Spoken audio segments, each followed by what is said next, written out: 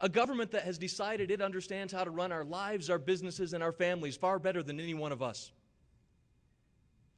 But we can't run this campaign simply by saying what's wrong with this country. We will win this campaign. We will win this country's future by running on solutions and ideas, and that's why I've developed the 2010 plan. Ideas to balance the budget, to get this economy running again. I'm running for Congress because we have got to cut spending. We've got to end the wasteful disregard of the taxpayer dollar, get government out of the way, and let America work to move our economy, to create jobs, small business savings accounts that will allow people to invest in hiring new people, in greater opportunity. We have a great country, the greatest on the face of this earth. And I look forward over the next 14 days to joining with you as we work together to revitalize the greatness of this nation so that we can stand up and know that better opportunities lie ahead. Thank you, Mr. Gardner. In our first question and answer segment, candidates have been asked to limit their answers to 90 seconds or less. The candidates are in alphabetical order from left to right, and they will answer from left to right sequentially. Our first question is from Tom Livingston, with the first answer from Mr. Aden. Tom. Thank you very much, Keith, and good evening to all the candidates. Pleasure to see you. My first question is, what is the top priority in the 4th Congressional District that you will bring to Washington to address?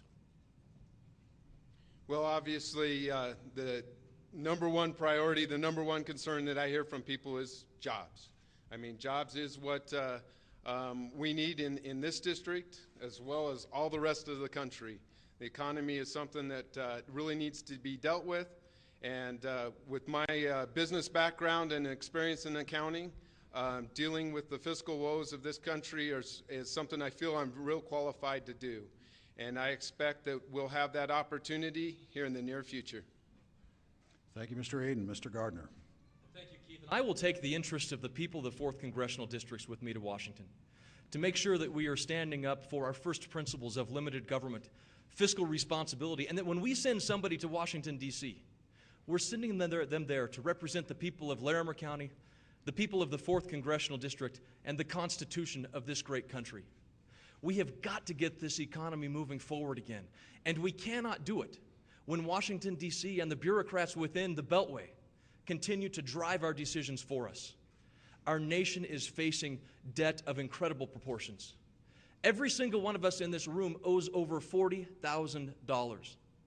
I will take solutions and ideas to our nation's capital and make sure that the voice of the people is represented, not the voice of the special interests or the lobbyists. Because I believe the answers come from each and every one of us in this room, not from somebody in Washington, D.C. The people in this room represent the best in the future of this country. My daughter's in this room. There are other children in this room. And we have got to make sure that they are continue to be blessed with the same opportunities that each and every single one of us has been blessed with. Thank you, Mr. Gardner. Ms. Markey. Yes. Absolutely, it has to be jobs. I ran as a small business owner when I ran in 2008, talking about the importance of creating good-paying jobs here in this country. Small businesses like the one that my husband and I owned, like the small coffee shop, create 99% of the jobs in this country. We have to get credit flowing to us, to our small community banks, so that our small businesses can get moving again, can grow and expand. And that is what I was focused on 2 years ago. That's what I'm focused on again. This just a couple of months ago, we passed the Small Business Credit and Job Lending Act, which will allow more small businesses to get access to capital through our community banks. You know, I owned a small, again, coffee and ice cream shop, and most of my employees were CSU graduates. And so I have a real interest in making sure that there are good-paying jobs available for our graduates when they get out of college or high school. Thank you, Ms. Markey. Mr. Waskowitz. I agree with a lot that Corey said, but I'm an independent, and I know how you have to separate yourself from these political action committees and the people who donate money from you. So, and I don't have a 2010 plan. I have a 2020 plan and a 2030 plan and a 2040 and 2050. I have a solution called the Colorado Energy Revolution. And that, as I show in my videos, step by step on how to accomplish goals jobs for everybody. Okay, this isn't just a generality that I throw out. It's specifics. Okay, and it involves Colorado and having Colorado lead the way in this. Thank you, Mr. Waskowitz. Our next question is from Dawn Griffin, with the first answer from Mr. Gardner.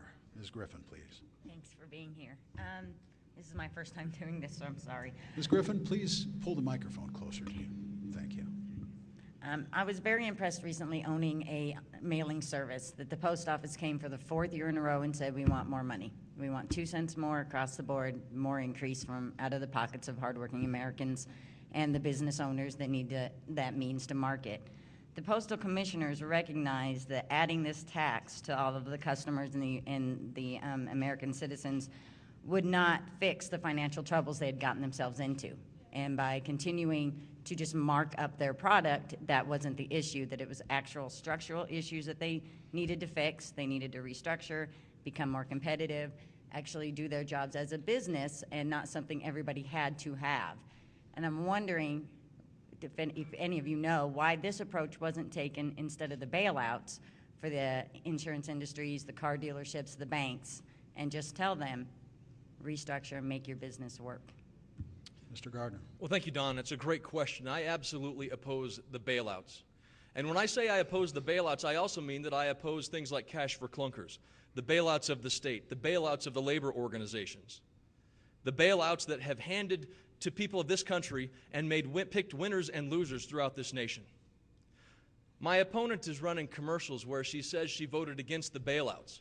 She wasn't even in Congress when the bailout vote occurred. We have got to put real solutions in place in this nation. We've got to make sure that private sector solutions are applied across government, where we can make sure that ideas from the private sector that will make things like the post office run more efficiently are used and put in place.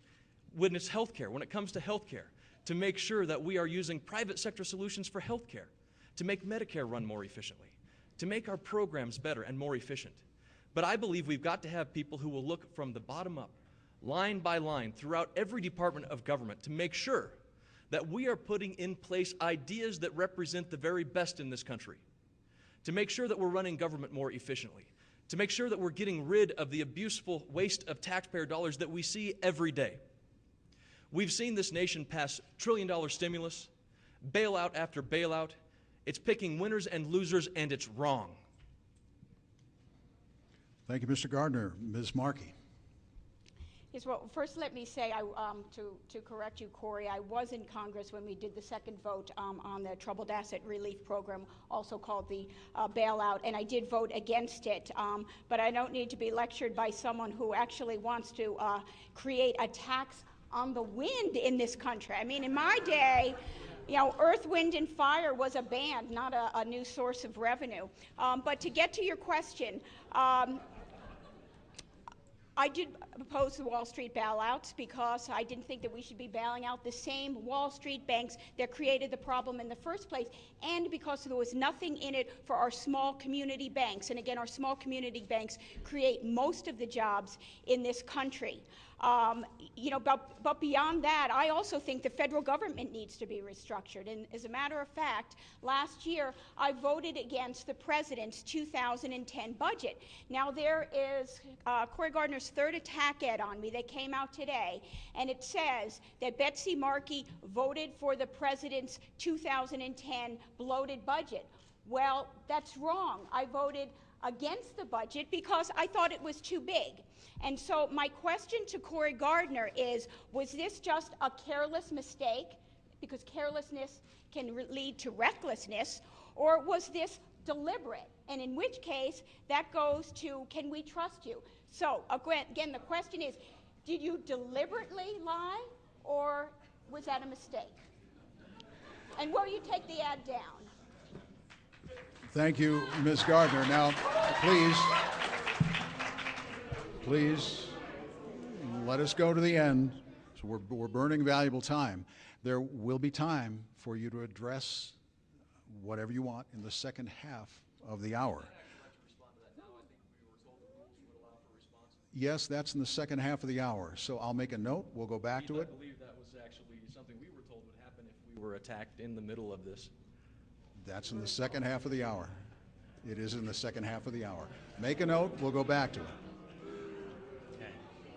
Mr. Waskowitz. I would like both of you to leave your egos at the door and let's talk about solutions for these people. Nobody cares about point and blame anymore. To answer your question, you have to pay off the people who got you elected.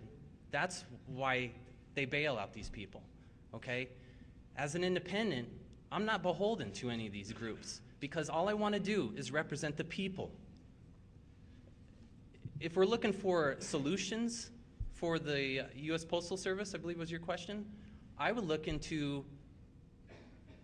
into privatizing and seeing how that will go. And I would start here in Colorado and just to see how it's go. It's not like you're totally getting rid of the whole program. Let's research it. Let's check it out and see if it will be a good idea.